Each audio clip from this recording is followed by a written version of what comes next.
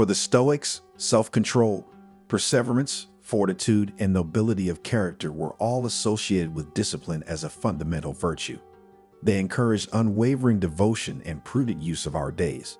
Seneca, for instance, exhorted us to cherish the present because life is fleeting. The ability to do important tasks, even in the absence of desire, is referred to as self-discipline by the Cambridge Dictionary. To avoid doing activities that don't advance our goals, we must exercise self-control. It also needs a goal to work toward and inspiration to get started. Therefore, we show discipline if we carry out our obligations and abstain from superfluous activities. This practice can be challenging for many people, despite its apparent simplicity. The foundation of self-discipline is self-control. This film examines the intimate connection between physical and mental activities and demonstrates how embracing historical ideas can strengthen our resilience in everyday life. I'll now share the guidelines for achieving discipline the old-fashioned manner. First principle: daily reliability. One of the most important things about reaching goals, according to many, is sticking to a routine. This also applies to self-discipline. Marcus Aurelius understood the value of performing on a regular basis and giving oneself fully to the tasks at hand. We develop mental toughness and learn to accept the difficult path when we regularly devote our time and energy to a certain goal or practice. Our consistency sends a message to the cosmos in addition to demonstrating our commitment to ourselves. This includes the daily journey and the efforts we make in addition to the final product. A discipline that moves us ahead is developed by living in the now and focusing on what is essential. Principle 2. Look for helpful models. We are greatly influenced by our role models in terms of how our thoughts, attitudes, and actions develop. Marcus Aurelius stressed the importance of looking to others for direction and inspiration. We can learn vital lessons from their experiences and improve our self-discipline by discovering inspiring people who have accomplished the goals we strive for.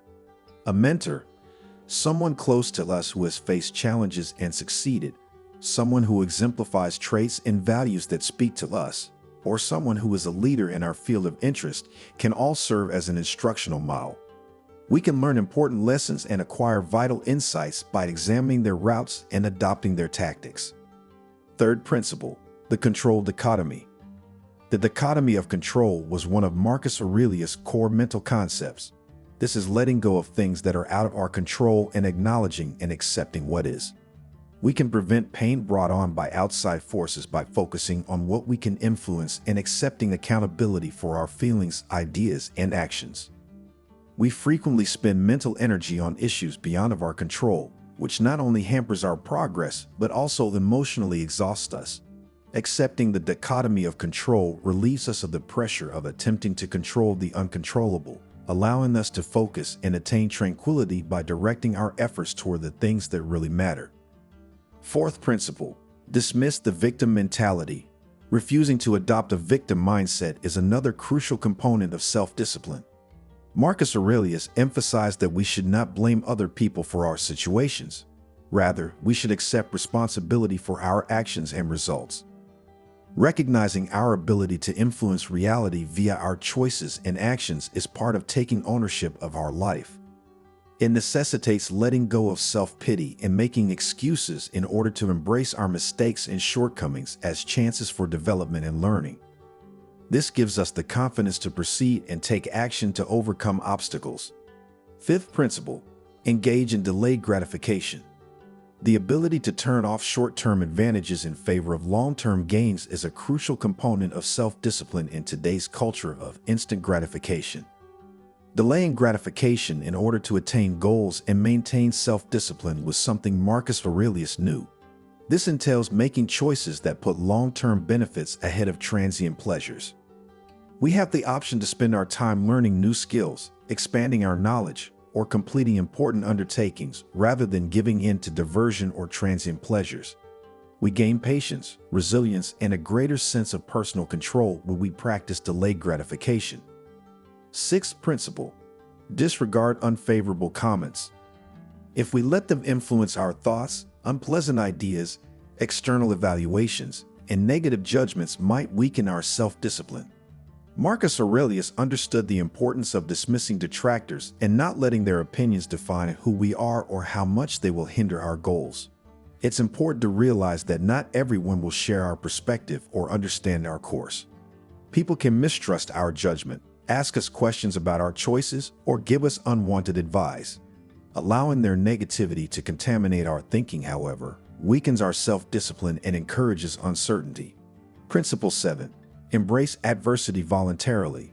Marcus Aurelius highlighted the importance of challenging ourselves through self-disciplined actions in awkward circumstances.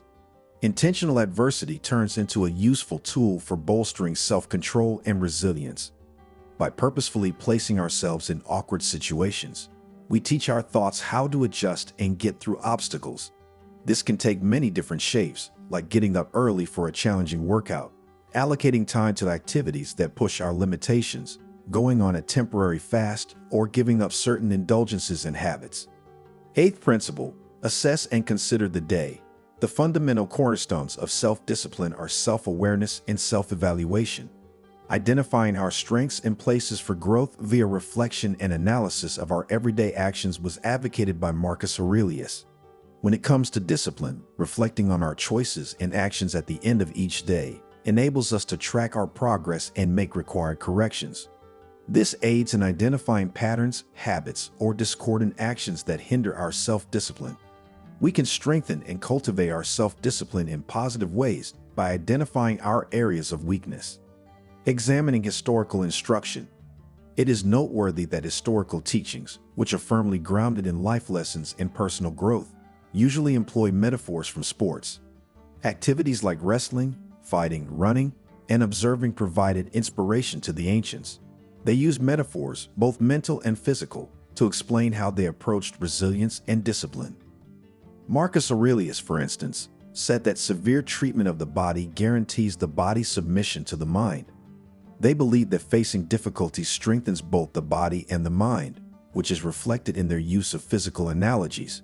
Nature gave every one of us special qualities. The ancients said that it is our responsibility to respect these qualities and make good use of them so that we might benefit society as a whole. Seneca once said, "We spend most of our short life wasting it." How many people have no clear purpose for their energy as they move through life? We need an ultimate aim to drive us forward in order to progress. To get our bearings, we must follow a star in the sky. The philosophers of antiquity were real fighters. Our accomplishments reach a higher plane of brilliance when we possess self-discipline. For the ancients, having these qualities of self-control, self-mastery, and moderation was crucial. "No one is fit to rule unless he has first been his own master," said Seneca. I'd like to express my gratitude to each and every one of you for taking the time to consider the close relationship that exists between historical philosophy, self-discipline, and mental resilience. I hope you have found some meaningful resonance with the concepts and values I have offered.